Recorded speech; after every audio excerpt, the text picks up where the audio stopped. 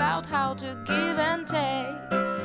But since I came here, felt the joy and the fear, finding myself making every possible mistake. La la la la la la la la la la la la la la la la la la.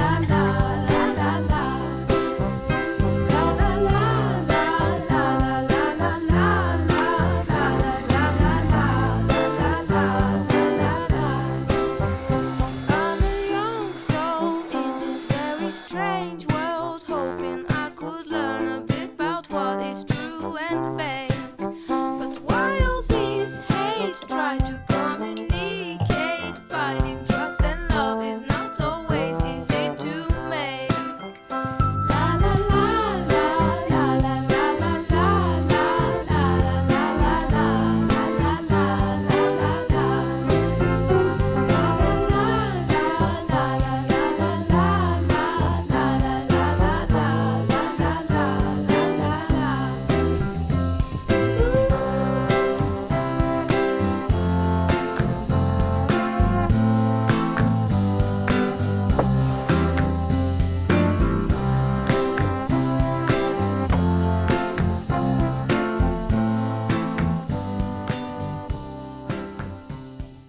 Hi everyone, welcome back. I hope you're all doing well. So my big overarching goal for this year is to live a more present and creative life.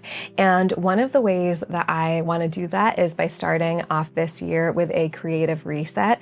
I've been feeling a little bit uninspired lately, kind of like my energy is a bit stagnant, which I think is really common around this time of year, also during the winter after the holidays. So for this week's video, I wanted to take you with me and do some different activities to get set up and on the right track for a more creative year. This morning I cleaned and organized around the house to kind of reset the energy in my home, and I swapped out some of my wardrobe, which kind of brings in that feeling of newness for me. And I also put some fresh flowers around the house, which I love doing, especially when it's dark and gray outside. Seeing that little pop of color always helps me feel more creative and inspired this time of year. Over the years, I've noticed that the way I set up my home really influences how I spend my free time. So I want to be really intentional about how I do that this year to try to get on the right track. So I'm going to take you downstairs with me and we'll get started.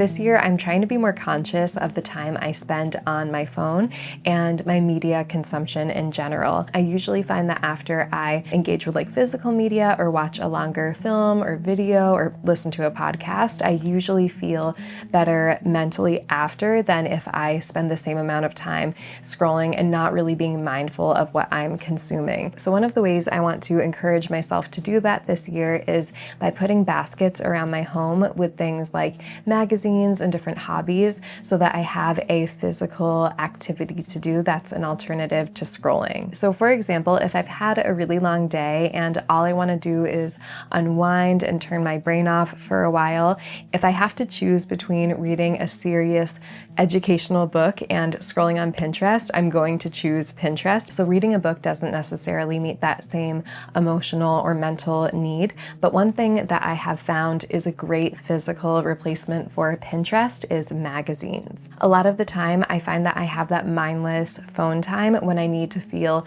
a sense of escape, and the magazines that I usually enjoy are really full of colorful photos and ideas, so they're kind of a substitute for Instagram or Pinterest, and they're pretty easy to read as well. They're just kind of fun and light and exactly what I need if I want to unwind and relax at the end of the day. So I've been putting magazines in the areas of my home where I'm likely easy to start scrolling on my phone and kind of get lost and lose sense of time. And I wanted to show you some of the magazines that I've been loving lately. This first one is Enchanted Living. This is my absolute favorite magazine. It's all about fantasy stuff like fairies and witches, and this particular issue I have here is moon goddess themed. So the entire magazine is themed around the moon. There are different recipes and crafts and photo shoots and essays, and it's really beautiful and so fun to read. I've also been loving In Her Garden magazine. This is basically a gardening magazine, but it's very artistic and creative. There are lots of craft ideas, and there's some really beautiful inspiration in here and tips on how to grow different plants and grow a garden. I also love Fair and Kinfolk magazine, which are both about creativity and art, and they have really beautiful essays and photos. I also love Bella Grace and In Her Studio. Another magazine I don't personally read, but Alex has been loving is Game Informer. He's really into cozy games, so he loves staying up to date on game reviews and news and all of that stuff, and Game Informer is a great magazine if you're into video games. And if you have any magazine recommendations, please leave them in the comments and share with everyone. I'm always looking for new stuff to subscribe to, and we always get really good book and movie recommendations in our community, so I'm really excited to see what everyone's been reading.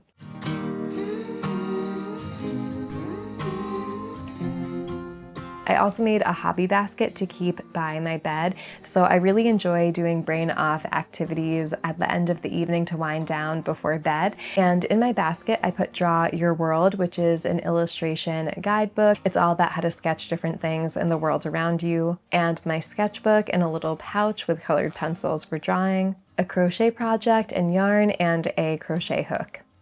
That's what I've been personally enjoying for my wind down time, but this can be different for everybody. I know a lot of people really love coloring, which I think would be really fun to try. The point is just to make a basket full of things that encourage you to be creative and have fun and not put pressure on yourself for things to turn out a certain way. Something that's always worked for me if I have a specific thing I want to do is to think about the barriers to doing that thing and then try to remove them. So for creativity, if I have all my art supplies in storage boxes and it's a pain to pull them out of storage and like set up my art desk, I'm going to be way less likely to do that. But if I can set up little areas around my home where I have creative supplies and activities, I'm going to be so much more likely to spend my time doing those things. So that's my hope for these baskets, and let me know if you end up making something like this for your own home.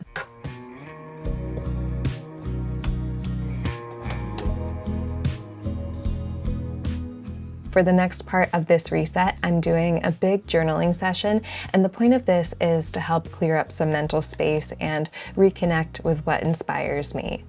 I have a full list of creative reset journaling prompts in my latest Patreon newsletter, which is available for free if you're interested. Doing a creative reset doesn't mean you have to make big or dramatic changes in your life. You don't need to be a professional artist, and you don't need a lot of time for it to make a difference. This is just about making a little bit of room, even if it's just a few minutes a day, to do something that brings you joy. It doesn't need to turn into a big project or anything impressive, and I know so many of us are busy and we have other responsibilities, but I think even spending a little bit of time each week doing what you love, added up over time, can make life feel happier and more fulfilling.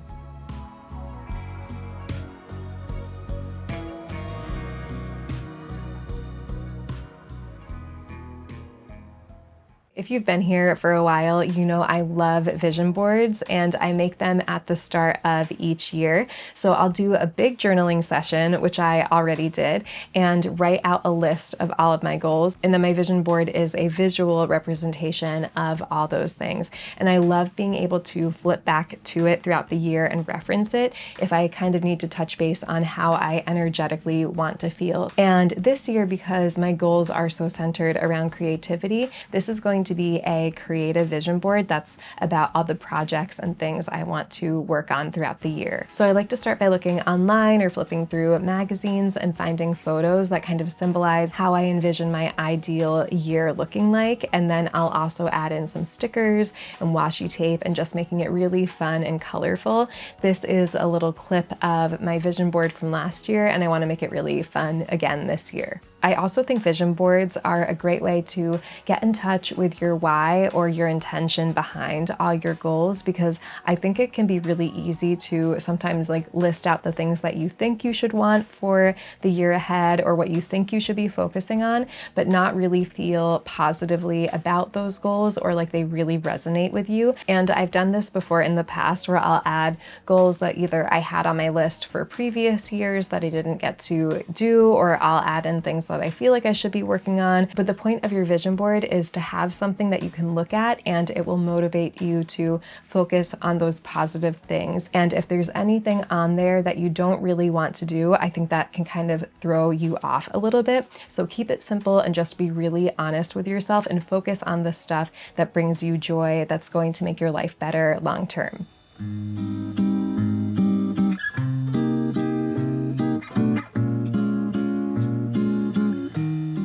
I'm getting started by printing out a few photos that I found on Pinterest, and I'm using this little printer. It's called a Sprocket. I've used it for the past couple years and I love it for junk journaling and scrapbooking, and it's great for making vision boards. I'm going to start by laying out the pages with some decorative vintage print paper.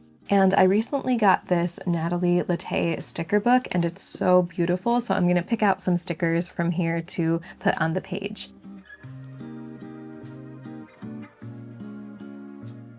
I really like this page and I think it goes kind of well with this paper. So I'm going to pick out some stickers from here.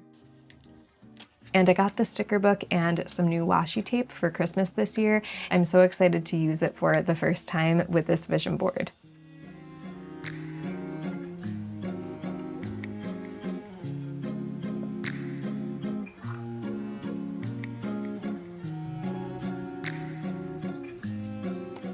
I'm also writing out a couple little affirmations so that when I look back on my vision board, they will remind me of what's important to me this year.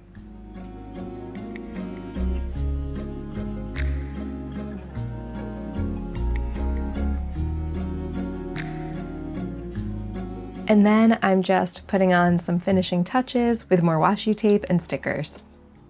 So this is my completed vision board for 2026. On this side, I have trust the process, this little affirmation up at the top. This is a really important reminder for me because sometimes I can get really hung up with everything needing to go according to plan and not really trusting that in the end, everything will work out and be okay. And I wanted to keep this one at the top for that reason. And then I have this photo of a really beautiful scrapbook with lots of washi tape and stickers.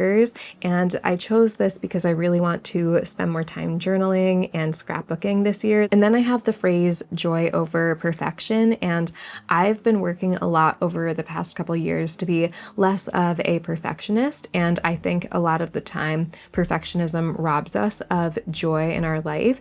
And so I wanted to make that a big reminder for myself this year. And then I have embrace the mess. Again, just accepting the process. A lot of the ones on this page are a pretty similar theme. And then there's this photo of an artist painting, and I just thought this was a really pretty photo. I want to spend more time illustrating and painting with my gouache paints this year, so this really inspired me. And I really loved the feeling I got from this photo. To me, it represents being somewhere where you can really be at peace and not distracted from spending time doing something creative that you love. So I put that one in there to represent that for this year. This is a photo of someone on their yoga mat with crystals, and I really loved the peaceful feeling of this photo. There's light streaming in, and it just gave me a really good vibe when I saw it, and I wanted to incorporate more of that feeling this year and just being more present in my daily life. So I put that phrase over here by this photo. Overall, I love how colorful and sunny this vision board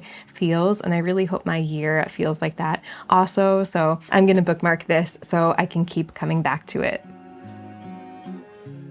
For the next part of our reset, I'm going to do a creative bath. So I really enjoy doing herbal baths with specific intentions in mind, whether it's renewal or reflection. So for this one, I want to do a blend of herbs that promote creativity by helping me clear my mind and focus. I love this visual of washing away everything that's happened over the previous year and all the old ideas and things I want to let go of to make room for new ones.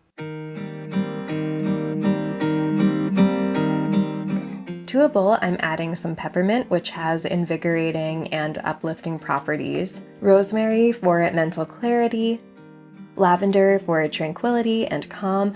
I love lavender for helping me get into a contemplative state. Then I'm adding in some dried butterfly pea flowers. These are great for supporting calm and reflection, and they also tint the water a really beautiful blue color. And finally, I'm adding in a little bit of corn flour. This is great for soothing the skin and promoting relaxation. I'm mixing everything together, and then I'm scooping everything into this little cloth bag. I really like using these for bath teas because they keep all the herbs out of the drain. I have the full written recipe available for free on Patreon if you'd like to download it. Now it's time to start my bath, and I'm creating a calming ambience by lighting a candle and playing some gentle music. Also, I forgot to mention earlier that if you don't have a bathtub in your home, you can still do a version of this by sprinkling the herbs or a few drops of essential oil on the far end of your shower so they get more steam without being washed away by the water.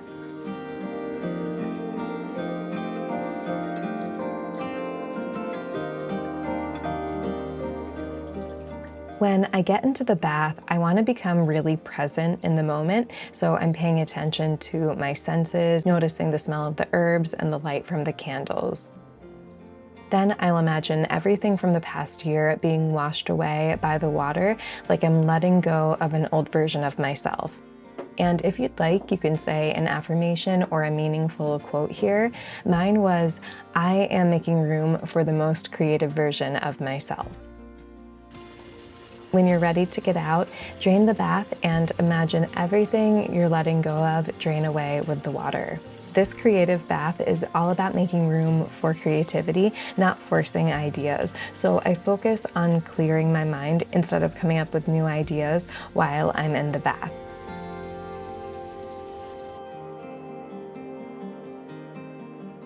In my experience, it usually takes a few days for creative inspiration to return after I rest, but it always does. So if you do this, just be patient and trust the process.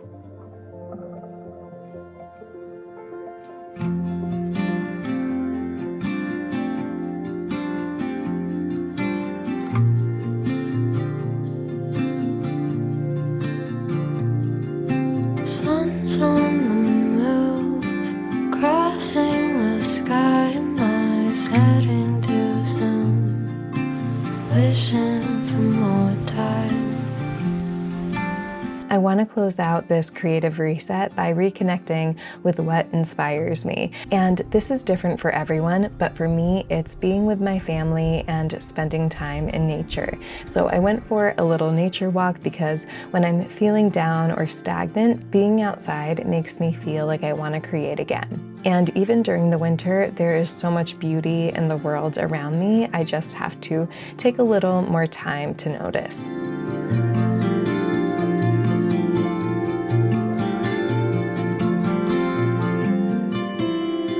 Maybe I'm the only one who keeps it burning.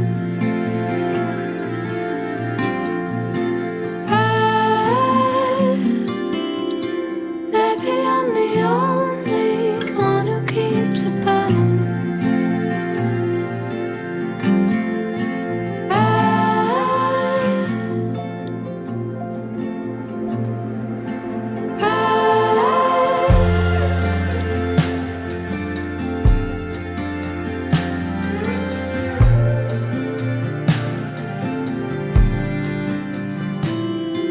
Maybe